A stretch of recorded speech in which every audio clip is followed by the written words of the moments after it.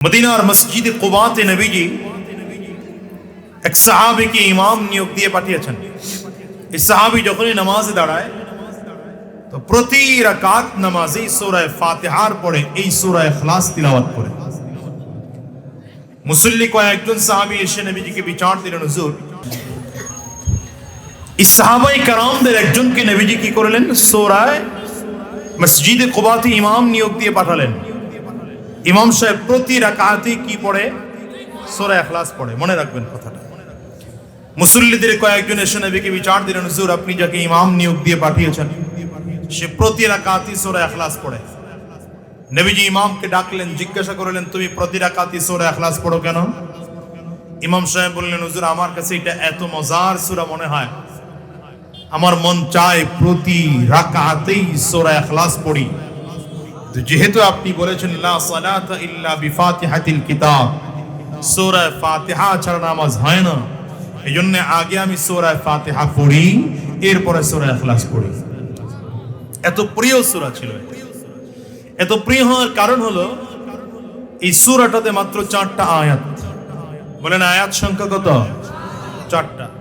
এই 4টা আয়াতের মধ্যে আল্লাহ তাআলা নিজের পরিচয় এত চমৎকার করে তুলে ধরেছেন। একজন মানুষ যদি আল্লাহ তাআলার পরিচয় জানতে চায় সে শুধুমাত্র সূরা ইখলাস পড়লে আল্লাহ পাকের পরিচয় পরিপূর্ণভাবে জানতে পারে।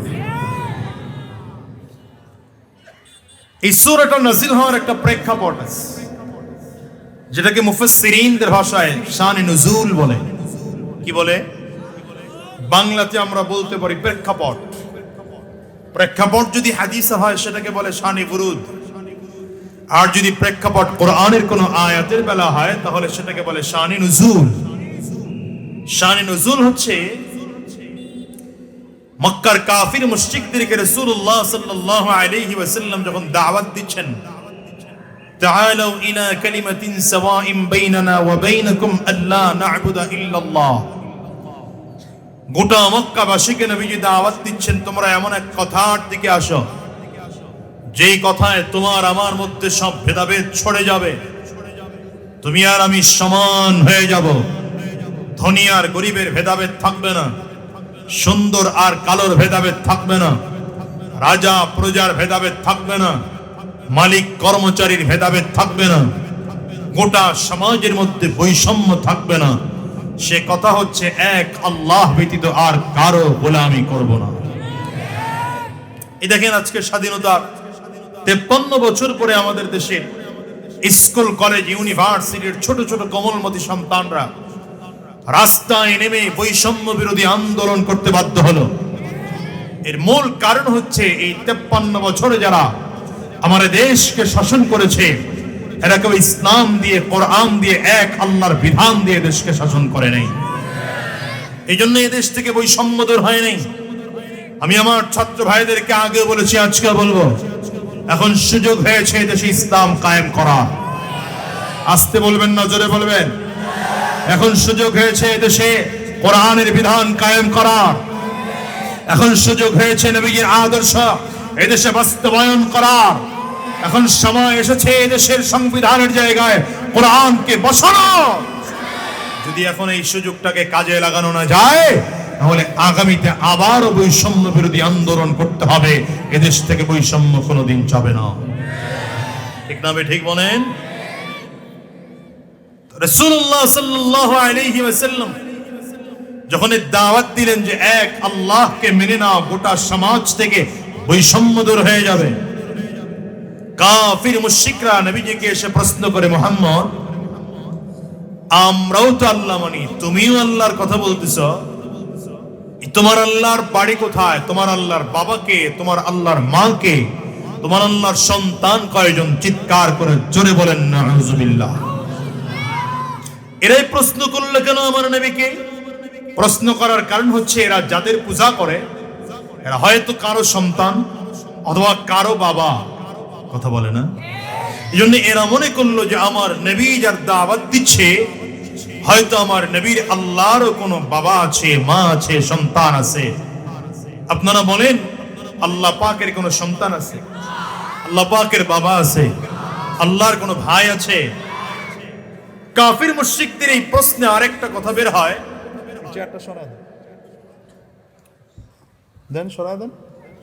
কাফিরদের প্রশ্নে আরেকটা কথা বের হয়। মক্কার কাফিররা আগের থেকে আল্লাহকে মানত না? মানত না? বুঝে না কথা? মানত না? মানত না? বুঝার বিষয় হচ্ছে, যদি কাফিররা আগের থেকে আল্লাহকে মানে তাইলে বেঈমান হয় কি করে? আল্লাহকে মানলে তো কাফির হওয়ার কথা না, বেঈমান হওয়ার কথা না, তো বেঈমান হলো কেমনে?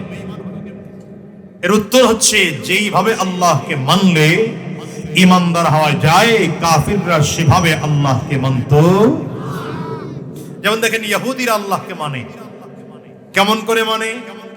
ইহুদিদের বিশ্বাস হচ্ছে খোদা দুইজন। বলেন কয়জন? হ্যাঁ, আমার দিকে তাকান, কয়জন? দুইজন। ইহুদিদের বিশ্বাস এক খোদা হলেন আল্লাহ, আর আল্লাহ পাকের একজন নবী ছিলেন পয়গম্বর উযাইর আলাইহিস সালাতু ওয়াস সালাম। ইহুদিদের বিশ্বাস হচ্ছে উযাইর আলাইহিস সালাম আল্লাহর সন্তান, আরেক খোদা। চিৎকার করে বলেন নাউযুবিল্লাহ। ইহুদিরাও তাইলে আল্লাহ মানে, ঈমানদার না বেঈমান? বেঈমান। খ্রিস্টানদের বিশ্বাস হচ্ছে খোদা তিনজন। বলেন কয়জন? তিনজন। খ্রিস্টানদের বিশ্বাস আল্লাহ হলেন এক খোদা, পয়গম্বর ঈসা আলাইহিস সালাতু ওয়াস সালাম আল্লাহর সন্তান, আরেক খোদা।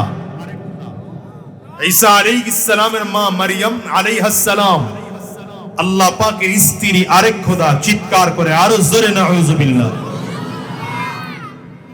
দুই, খ্রিস্টানরাও আল্লাহকে মানে, ঈমানদার না বেঈমান? আমাদের দেশের হিন্দু ভাইরা, এরাও আল্লাহ মানে, কিন্তু মানার মধ্যে তাদের পার্থক্য আছে। তারা বুঝাইতে চায় আল্লাহ হলেন প্রধান উপদেষ্টা। আল্লাহ হলেন, এটা বললাম মানে এটা বললে বুঝবেন ভালো, আল্লাহ হলেন প্রধান উপদেষ্টা। সব মুরব্বীরা ঘুমাইতেছে, জিমাইতেছে, ঘুমান যাবে না? আমার দিকে তাকানো, ওই যে এক মুরব্বী ঘুমায়, নিচের দিকে তাকানো যাবে না, ঘুমাইলো আমার দিকে তাকায় ঘুমাইবেন।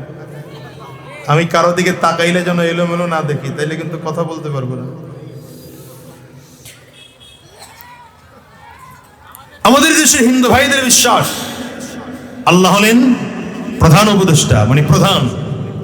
বাকি আল্লাহ তাআলা আবার বিভিন্ন মন্ত্রণালয়ের দায়িত্ব বিভিন্ন উপদেষ্টাদেরকে দিয়েছেন। নাউযুবিল্লাহ বলবেন না?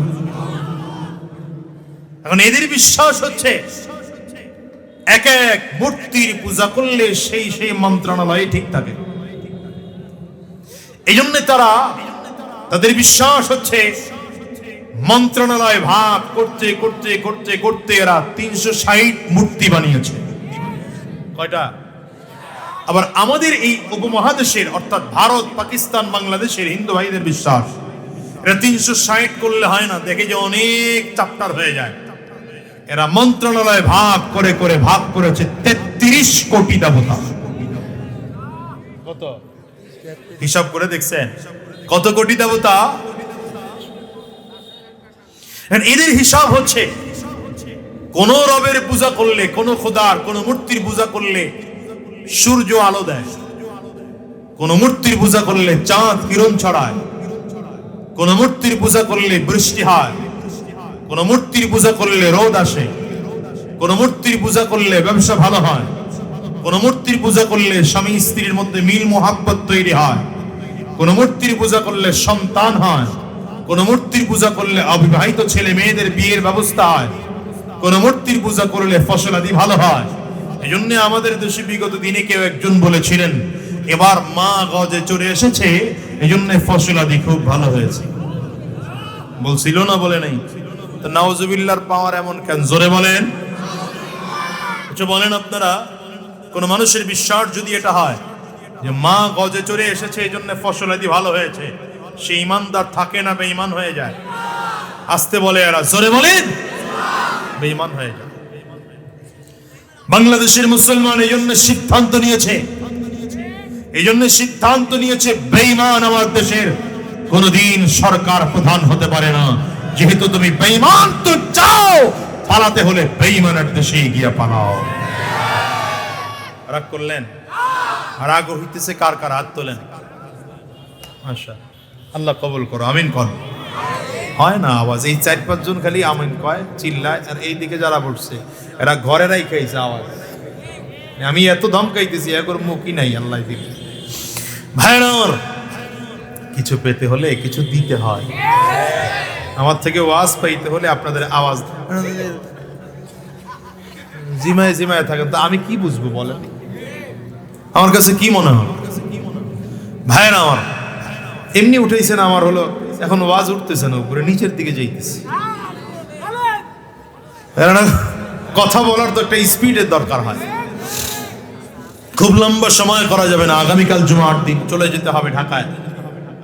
ফজরের আগে পৌঁছতে না পারলে মুশকিল। আল্লাহ কবুল করে, আমিন বলেন। মক্কার কাফির মুশরিকরা, ইহুদিরা আল্লাহ মানে, খ্রিস্টানরা আল্লাহ মানে, হিন্দুরা আল্লাহ মানে, এরা কেউ ইমানদার নয়। এর মূল কারণ হচ্ছে এরা প্রত্যেকেই আল্লাহর সাথে শিরিক করে, ঠিক না? জন্য এরাও এসে নবীজির কাছে প্রশ্ন করে, মুহাম্মদ তুমি যে আল্লাহর দাওয়াত দিচ্ছ, এই আল্লাহ পাকের সন্তান কয়জন? আল্লাহর বাবাকে, আল্লাহর মাকে? আল্লাহ তাআলা এই প্রশ্নের জবাবে সূরাতুল ইখলাস নাযিল করলেন। কুল হুয়াল্লাহু আহাদ, পড়েন, কুল হুয়াল্লাহু আহাদ আল্লাহুস সামাদ। সবাই লাম ইয়ালিদ ওয়া লাম ইউলাদ ওয়া লাম ইয়াকুল লাহু কুফুয়ান আহাদ। আবার পড়েন, কুল হুয়াল্লাহু আহাদ, জোরে, কুল হুয়াল্লাহু আহাদ। গোটা পৃথিবীর মানুষকে লক্ষ্য করে আল্লাহ তাআলা পয়গম্বরকে জানিয়ে দেন, মুহাম্মদ গোটা পৃথিবীর মানুষকে জানিয়ে দেন, বলে দেন, ঘোষণা দিয়ে দেন। ওরা আপনাকে প্রশ্ন করে আল্লাহ পাকের সন্তানকে, আল্লাহর বাবাকে, আল্লাহর মাকে। আপনি জানিয়ে দেন আমার আল্লাহ পাকের দুনিয়াতে কোনো সন্তান নাই, আমার আল্লাহ পাকের বাবা নাই, আমার আল্লাহ পাকের স্বামী নাই, আমার আল্লাহ পাকের স্ত্রী নাই, আমার আল্লাহ পাকের ভাই নাই, আমার আল্লাহ পাকের বোন নাই, আমার আল্লাহর দুনিয়াতে কেউ নাই, আল্লাহ পাকের সমকক্ষ কেউ নাই। আমার আল্লাহ পাকের পরিচয় হলো হুয়াল্লাহু আহাদ। আমার আল্লাহ হলেন এক এবং একক। এবার আঙ্গুলটা উঁচা করে বলেন আল্লাহ কয়জন? সবাই চিৎকার করে আঙ্গুল উঁচা করে জোরে বলেন আল্লাহ কয়জন? আরো জোরে বলেন আল্লাহ কয়জন? এবার আল্লাহ তাআলা নিজের পরিচয় আরো ক্লিয়ার করে তুলে ধরে, আমি আল্লাহ তাআলা শুধু এক এবং একক নই, বরঞ্চ আমি আল্লাহ পাকের দ্বিতীয় নম্বর পরিচয় আল্লাহুস সামাদ। আমি আল্লাহ পাকের দ্বিতীয় নম্বর পরিচয় হলো আমি আল্লাহ হলাম অমুখাপেক্ষী। দুনিয়াতে আমি কারো মুখাপেক্ষী না। আল্লাহ তাআলা ছাড়া গোটা পৃথিবীতে যত মানুষ আল্লাহ বানিয়েছে, প্রত্যেক মানুষকে আল্লাহ তাআলা মুখাপেক্ষী করে বানিয়েছে। যত মাখলুক আল্লাহ তাআলা বানিয়েছেন, সব মাখলুকগুলোকে আল্লাহ তাআলা মুখাপেক্ষী করে বানিয়েছেন। আমি মাঝে মাঝে উদাহরণ দেই এমন করে, আপনাদের এই সাতক্ষীরার মূল শহরের মধ্যে একজন মানুষ রাস্তার পাশে 10 কাঠা জায়গা কিনে 10 তলা বাড়ি নির্মাণ করলো। রড মিস্ত্রির কাজ কমপ্লিট হয়ে গেল, ঢালাই মিস্ত্রির কাজ কমপ্লিট হয়ে গেল, ছাদ ঢালাই হয়ে গেল, সাইডের ওয়াল হয়ে গেল, প্লাস্টারের কাজ কমপ্লিট হয়ে গেল, রং মিস্ত্রির কাজ কমপ্লিট হয়ে গেল, টাইলস মিস্ত্রির কাজ কমপ্লিট হয়ে গেল, স্যানিটারি মিস্ত্রির কাজ কমপ্লিট হয়ে গেল, ইলেকট্রিক মিস্ত্রির কাজ কমপ্লিট হয়ে গেল, চমৎকার করে ডিজাইনের কাজ শেষ হয়ে গেল। কিন্তু শুধুমাত্র স্যানিটারি মূল যে পাইপগুলো আছে, সবগুলো পাইপের মাঝখানে একটা ছোট্ট সংযোগ দেওয়া বাকি আছে। হয়তো সেই সংযোগের পাইপের দাম মাত্র 500 টাকা। যেই মিস্ত্রি সংযোগ দিবে সেই মিস্ত্রির মজুরি আরো 500 টাকা। এই মাত্র 500 টাকার মিস্ত্রির মজুরির জন্য বিশাল বাড়িটা বসবাস অনুপযোগী হয়ে আছে। কেন আল্লাহ তাআলা বুঝাইলেন, দুনিয়ার গোলাম কোটি কোটি টাকার মালিক হতে পারো, কিন্তু আমি আল্লাহ তাআলা তোমাকে মাত্র 500 টাকা মজুরির স্যানিটারি মিস্ত্রির মুখাপেক্ষী করে বানাইলাম। কথা বলে না? কত টাকা মিস্ত্রির ভোকা বিক্রি করে আল্লাহ বানাইলেন? মাত্র 500 টাকা। আরো ক্লিয়ার করে বুঝে, ঢাকা থেকে কোন শিল্পপতি আপনাদের এলাকার মধ্যে এসেছে, তিনি বিশাল মার্সিডিজ গাড়ি হাঁকিয়ে এসেছে, প্যারাডো গাড়ি হাঁকিয়ে এসেছে, তার গাড়ির দাম হয়তো 5 কোটি, 6 কোটি, 7 কোটি টাকা। এই বিশাল গাড়িটা যখন আপনাদের রাস্তা দিয়ে যাচ্ছে, ছোট্ট একটা লোহা চাকার মধ্যে ঢুকে গেল, চাকা পাঞ্চার হয়ে গেল। বলেন তো, এত কোটি টাকার গাড়ি চালিয়ে ঢাকায় যেতে পারবে না, রেখে যেতে হবে। এই চাকার মধ্যে হাওয়া ঢুকে গেল, লোহা ঢুকে গেল, হাওয়া শেষ। আল্লাহ তাআলা বুঝাইলেন, গোলাম রে, কোটি কোটি টাকার মালিক হতে পারো, কিন্তু রাস্তার পাশে যেই মানুষটা ছোট ড্রামের মধ্যে হাওয়া নিয়ে বসে, মাত্র 5 টাকার হাওয়া না হলে কোটি টাকার গাড়িটা তোমার অচল। এই পৃথিবীর সব মানুষগুলো মুখাপেক্ষী করে আল্লাহ তাআলা বানিয়েছে, একমাত্র মুখাপেক্ষী না, বলেন তিনি কে? আঙ্গুলটা উঁচা করে চিৎকার করে জোরে আওয়াজ দিয়ে বলেন তিনি কে? আসমান বানিয়েছেন আল্লাহ তাআলা, কাউকে লাগে নাই। জমিন বানিয়েছেন আল্লাহ তাআলা, কাউকে লাগে নাই। চাঁদ বানিয়েছেন আল্লাহ তাআলা, কারো প্রয়োজন হয় নাই। সূর্য বানিয়েছেন আল্লাহ তাআলা, কারো প্রয়োজন হয় নাই। দেখেন তো, বিশাল বড় চাঁদ আল্লাহ তাআলা রাখলেন জমিন থেকে, সেই আসমানের উপরে আল্লাহ তাআলা রেখে দিলেন শূন্যের মধ্যে ভাসিয়ে, কাউকে প্রয়োজন হয় নাই। আল্লাহ তাআলা বলেন, গোলাম তাকিয়ে দেখো সূর্যের দিকে, আমি আল্লাহ তাআলা সূর্য বানাইলাম। আল্লাহ তাআলা যে সূর্য বানাইলেন দুনিয়ার থেকে 13 লক্ষ গুণ বড়। কত গুণ বড় বলবেন না? আল্লাহু আকবার বলবেন। এত বিশাল সূর্য আল্লাহ তাআলা বানিয়ে রাখলেন। আল্লাহ বলেন, গোলাম তাকিয়ে দেখো, বিশাল সূর্যটা আমি আল্লাহ বানাইলাম, কাউকে প্রয়োজন হয় নাই। এবার তারকাগুলোর দিকে তাকান, ছোট ছোট ছোট ছোট তারকা আল্লাহ আসমানে রেখেছেন, কিন্তু এক একটা তারকা কত বড় জানেন নাকি? বৈজ্ঞানিক ওয়েন হ্যাবল, নাসা কোম্পানির প্রথম বিজ্ঞানী, তিনি বলেন, এই যে দুনিয়ার তুলনায় 13 লক্ষ গুণ বড় সূর্যটা আছে, এমন 1100 কোটি সূর্য একটা তারকার মধ্যে ঢুকিয়ে রাখা যায়। এমন কতগুলো তারকা? বৈজ্ঞানিক ওয়েন হ্যাবল বলেন, এমন মিনিমাম আল্লাহ তাআলা 100 কোটি তারকা বানিয়ে আসমানে রাখলেন। আপনার আমার নবী সরওয়ারে দো আলম নবী বলেন, আম্মা জান আয়েশা সিদ্দিকা রাদিয়াল্লাহু আনহাকে, আয়েশা রে, তুমি মিলে যদি তামাম পৃথিবীর মানুষ আসমানের তারকাগুলো একটা একটা করে গণনা করতে শুরু করো, আসমানের তারকাগুলো গুনে গুনে শেষ করতে পারবে না। ওয়ালাকাদ যায়্যানাস সামাআদ দুনিয়া বিমাসাবিহা ওয়া জাআলনাহা রুজুমান লিশ-শায়াতিন ওয়া আ'তাদনা লাহুম আযাবাস সাঈর। আল্লাহ তাআলা যে তারকাগুলো বানালেন, সবগুলো প্রথম আসমানের নিচে আল্লাহ তাআলা বানিয়েছেন। এর উপরে হলো প্রথম আসমান, তারপরে ধীরে ধীরে 7 আসমান। আল্লাহ তাআলা বলেন, হুয়াল্লাযী খালাকা সাবআ সামাওয়াতিন তিবাকা মা তারা ফী খালকির রাহমানি মিন তাফাউত ফারজি'ল বাসার হাল তারা মিন ফুতুর। বলেন, গোলাম রে, তাকিয়ে তাকিয়ে দেখো, আমি আল্লাহ তাআলা 7 আসমান বানাইলাম। আল্লাহ তাআলা প্রথম আসমান বানিয়েছেন। মাওলানা তারিক জামিল সাহেব তার কিতাবের মধ্যে হাদিসের উদ্ধৃতি দিয়ে বলেন, আল্লাহ তাআলা প্রথম আসমানটাকে স্বচ্ছ সাদা কাঁচ দিয়ে বানিয়েছেন। দ্বিতীয় আসমানকে আল্লাহ তাআলা লোহা দিয়ে বানিয়েছেন। তৃতীয় আসমানকে আল্লাহ তাআলা তামা দিয়ে সৃষ্টি করেছেন। চতুর্থ আসমান আল্লাহ তাআলা রূপা দিয়ে সৃষ্টি করেছেন। পঞ্চম আসমানকে আল্লাহ তাআলা স্বর্ণ দিয়ে সৃষ্টি করেছেন। ষষ্ঠ আসমানকে আল্লাহ তাআলা মণিমুক্তা দিয়ে বানিয়েছেন। সপ্তম আসমান আল্লাহ তাআলা জবরদস্ত পাথর আর ইয়াকুত পাথর দিয়ে বানিয়েছেন। চমৎকার করে আল্লাহ তাআলা আসমান বানাইলেন। রব্বে কারীম বলেন গোলাম রে আমি আল্লাহ পাকের আসমানের দিকে তাকিয়ে তাকিয়ে দেখো শুধু আমি আল্লাহ তাআলা আসমান বানাইলাম না জমিনের দিকে তাকাও আমি আল্লাহ তাআলা সপ্ত জমিন বানাইলাম সাত জমিন আল্লাহ তাআলা বানাইলেন আবার জমিনের মধ্যে কত নদী তৈয়ার করলেন নদীর মধ্যে পানি দিলেন সাগর সৃষ্টি করলেন সাগরের মধ্যেও পানি দিলেন খাল বিল সৃষ্টি করলেন খাল বিলের মধ্যেও পানি দিলেন কত রকম মাছ আল্লাহ তাআলা সৃষ্টি করলেন রব্বে কারীম বলেন গোলাম তাকিয়ে তাকিয়ে দেখো আমি আল্লাহ তাআলা চমৎকার করে খাল বিল বানাইলাম আমি আল্লাহ পুকুর বানাইলাম নদী বানাইলাম সাগর আমি আল্লাহ বানাইলাম যত জায়গায় পানি আছে তত জায়গায় মাছ আমি আল্লাহ তাআলা দিলাম এরপরে আবার চমৎকার করে তাকিয়ে তাকিয়ে দেখো আল্লাহ তাআলা কত জাতের গাছ তৈয়ার করলেন এমনও কিছু গাছ আছে ফল দেয় কিন্তু ছায়া দেয় না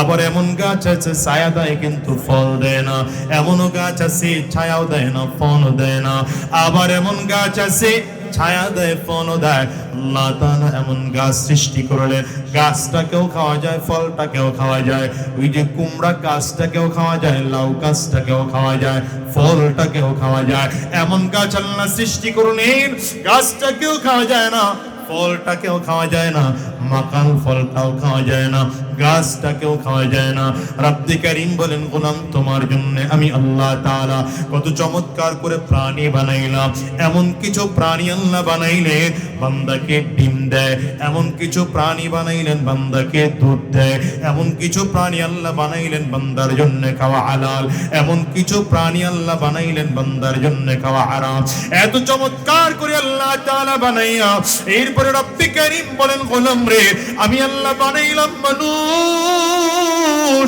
চমৎকার করে আল্লাহ মানুষ বানাইলেন এত কোটি কোটি কোটি মানুষ আল্লাহ তাআলা বানালেন কারো চেহারার সাথে কারো চেহারার মিল নাই একজনের কণ্ঠের সাথে আরেকজনের কণ্ঠের মিল নাই একজনের চরিত্রের সাথে আরেকজনের চরিত্রের কোনো মিল নাই রব্বে কারীম বলেন গোলাম রে একজনের চোখের ছাপের সাথে আরেকজনের চোখের ছাপের কোনো মিল নাই একজনের বৃদ্ধাঙ্গুলের ছাপের সাথে আরেকজনের বৃদ্ধাঙ্গুলের ছাপের কোনো মিল নাই আল্লাহ তাআলা বলেন গোলাম এত চমৎকার করে আমি আল্লাহ তাআলা মানুষকে বানাইলাম আসমান জমিন গ্রহ নক্ষত্র চন্দ্র সূর্য বানাইলাম সবগুলোকে আমি আল্লাহ তাআলা বানাইলাম এগুলো বানানোর জন্য আমার রাজমিস্ত্রির প্রয়োজন হয় নাই স্যানিটারি মিস্ত্রির প্রয়োজন হয় নাই আর জোগালির প্রয়োজন হয় নাই কোনো কিছুর দরকার হয় নাই ইদা আরাদা শাইআন আইয়াকুলা লাহু কুন ফায়াকুন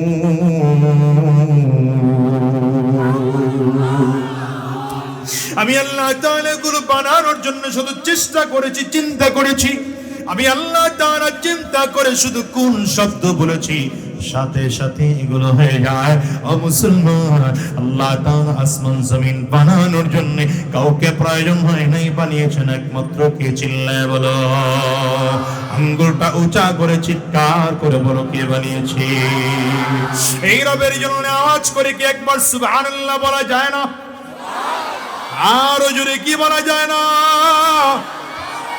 কষ্ট হয় বুঝি আপনাদের সুবহানাল্লাহ আলহামদুলিল্লাহ বলেন সুবহানাল্লাহ আলহামদুলিল্লাহ লা ইলাহা ইল্লাল্লাহ সুবহানাল্লাহ আলহামদুলিল্লাহ লা ইলাহা ইল্লাল্লাহ সুবিধা তুমি বাঁচাও তুমি মারো অবিরত ক্ষমা করো তুমি বাঁচাও তুমি মারো অবিরত ক্ষমা করো যাকে ধরার তাকে ধরো যাকে ধরার তাকে ধরো তোমার মুঠোয় সবই আল্লাহ সুবহানাল্লাহ বলো সুবহানাল্লাহ আলহামদুলিল্লাহ লা ইলাহা জোরে সুবহানাল্লাহ আলহামদুলিল্লাহ এই গোটা দুনিয়ার মানুষের মুখাপেক্ষী হয়ে আছে, অমুখাপেক্ষী একজন, বলেন তিনি কে? আমাদের দেশের নেতারা মুখাপেক্ষী। জনগণ যদি ভোট দেয় নেতারা ক্ষমতায় বসতে পারে, জনগণ যখন ভোট দেয় না নেতারা ক্ষমতায় বসতে পারে না। অনেকে হয়তো বলবেন হুজুর 16 বছর ভোট দেয়নি তারপরেও তো ক্ষমতায় ছিল।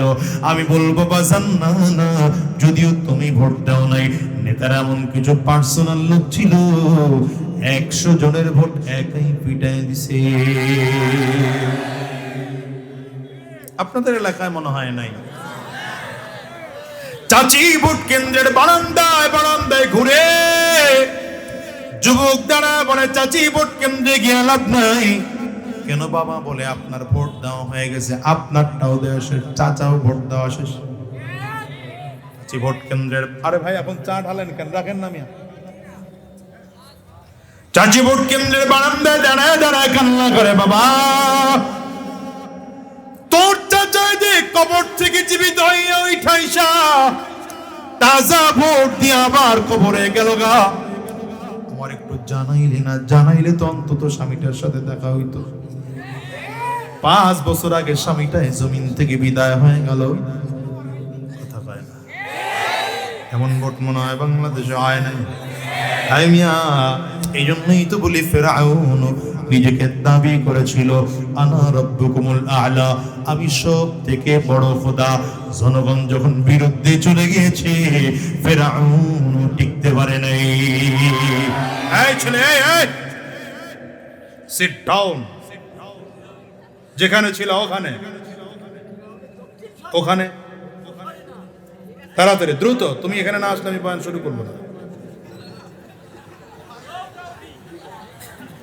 নো উঠাউঠি, বাবা রে বাবা, কঠিন ইংলিশ।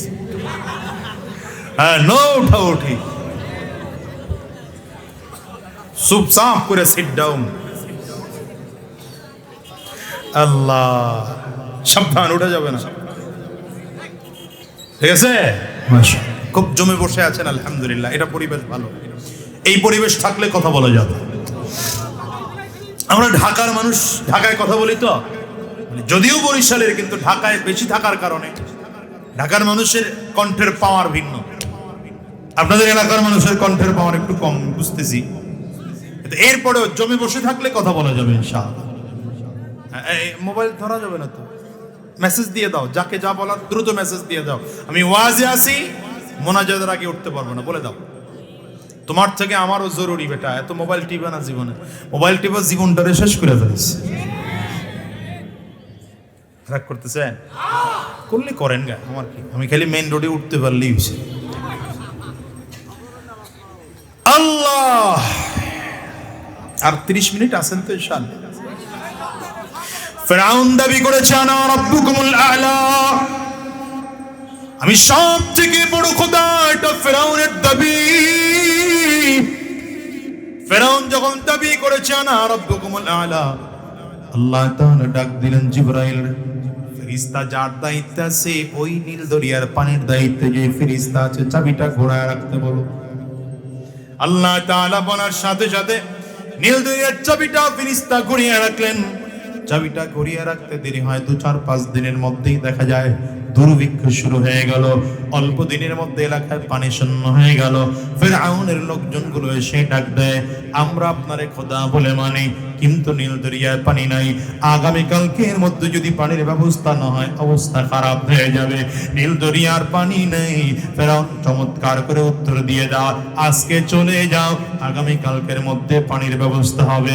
আপনাদের কাছে আমার প্রশ্ন, নীল দরিয়ায় পানি দেওয়ার ক্ষমতা ফিরআউনের বাপ দাদা 14 গোষ্ঠীর আছে? আসতে বলেন কেন, জোরে বলেন। কিন্তু উত্তর দিয়ে দিল আগামীকালকে পানি চলে আসবে। না, একদিন চলে গেল, লোকজন দ্বিতীয় দিন আবার আসছে, পানি কই? ফিরআউন বলে আগামীকাল। লোকজন আবার তৃতীয় দিন আসছে, পানি কোথায়? বলে আগামীকাল।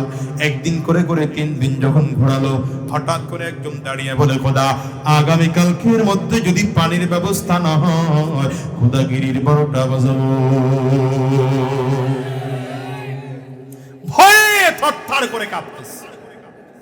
রাতের অন্ধকারে কারণ হয় সেই পাড়ের চূড়ায় উঠে গর্তের মধ্যে ঢুকে নিজের পা দুইটা নিজে উপরের দিকে পান দিয়া মাথা নিচের দিকে দিয়া ডাক দেয়, আয় আল্লাহ,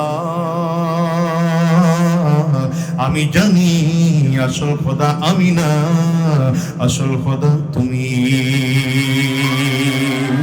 কিন্তু আগামী কালকের মধ্যে যদি নীল দরিয়ার মধ্যে পানির ব্যবস্থা না হয়, খোদাগিরি টিকবে না, আমি নিজেই বাঁচতে পারবো না, যেমন করে হোক পানির ব্যবস্থা করে দাও।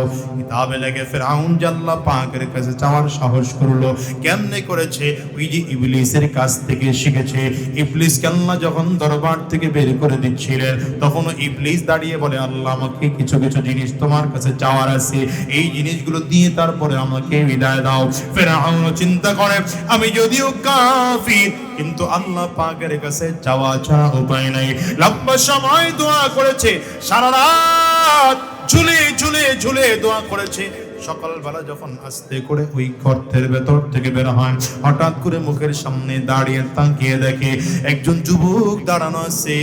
সুঠাম দেহের একজন যুবক দাঁড়ানো, দেখলে বড় শক্তিশালী মনে হয়। যুবক দাঁড়িয়ে বলে, খোদা, গোটা মিশর শহর আপনাকে খুঁজলাম, কোথাও পাইলাম না। কেন খুঁজছো বেটা? বলে, একটা বিচার নিয়ে আসছি। ফেরাউন ধমক দেয়, একটা বিচারের জায়গা নাকি? আমার সিংহাসনে যাবে, গেলেই বিচার করে দেব। যুবক ডেকে বলে, সিংহাসনে যাব না, এখানে বসেই বিচার দেব, এখানে বসেই ফয়সালা দিতে হবে। ফয়সালা না দিয়া, বিচার না শুনে এক কদম সামনে বাড়াইলে ঠ্যাং ভেঙে ফেলাবো। ভয়ে তাকায় বলে, কি সমস্যা বলো? এখন যুবক বলতেছে, আমার সমস্যা হলো, কোন গোলাম যদি মালিকের বিরোধিতা করে, বুঝছেন কথা, গোলাম হইয়া যদি নিজেকে মালিক বলে দাবি করে, তাহলে তার শাস্তি কি হওয়া দরকার? বুঝে নাই কথা? কোন গোলাম যদি মালিকের বিরোধিতা করে, গোলাম হইয়া যদি নিজেকে মালিক বলে দাবি করে, তাইলে তার কি শাস্তি হওয়া দরকার? কথা বলতে বলতে বাণের চূড়ায় উঠেছে, তাকিয়ে দেখে নীল দরিয়ায় পানি দেখা যায়। খুশির চোটে ডাক দেয়, ওই গোলামের শাস্তি এমন হওয়া দরকার, এমন নীল দরিয়ার পানির মধ্যে চুবায়া মারা দরকার। কথা কয় না গো? হ্যাঁ? যুবক ডাক দেয়, কাগজ দিলাম, কলম দিলাম, তাড়াতাড়ি করে লিখে দেন। ফেরাউন এখন লিখে দিয়েছে, পয়েন্ট মনে রেখেন। ফেরাউন লিখে দিয়েছে, কোন গোলাম যদি মালিকের বিরোধিতা করে, গোলাম হইয়া যদি নিজেকে মালিক বলে দাবি করে, তার শাস্তি হলো নীল দরিয়ার মতো পানির মধ্যে চুবিয়ে মারা। এবার নিচে আবার স্বাক্ষর পর্যন্ত ফেরাউন দিয়ে দিল। লম্বা সময় চলে গেল, এবার ফেরাউন তার জায়গায় চলে আসছে, যুবক যুবকের জায়গায় চলে গেল। এবার ফেরাউন আসার পরে ক্ষমতা কেমন বাড়লো মনে করে, মনে হয় যেন চতুর্থবারে আবার 2024 ক্ষমতায় বসছে। পরিস্থিতি এমন না? এবার কত পাওয়ার! এখন পয়গম্বর মুসা আলাইহিস সালাম কে সহ্য হয় না, এর এলাকা থেকে তাড়াও। যেমন বাংলাদেশে জালিমের কাছে উলামায়ে কেরামদের সহ্য হয় না, এদেরকেও দেশ থেকে তাড়াও। কথা কয় না? কথা কয় না? নিরপরাধ আলেমদের প্রতি নির্যাতন করা হলো। ওই মামলা দেওয়া হলো আল্লামা দিলওয়ার হোসেন সাইদি সাহেবের বিরুদ্ধে। কি মামলা? বলে 71-এর সময় মানবতা বিরোধী ছিলেন, রাজাকার ছিলেন। নাউজুবিল্লাহ। আগামী আল্লাহ জবান করে চিৎকার করে জোরে ডেকে বলো আল্লাহ, আরো জোরে ডাকো আল্লাহ, চিৎকার করে বলো আল্লাহ। আয় আল্লাহ, সবাই মিলে 2 হাত উঁচু করলাম। আর হারাম রাস্তায় কদম বাড়াবো না, শয়তানি রাস্তায় কদম বাড়াবো না, গুনাহের পথে চলবো না।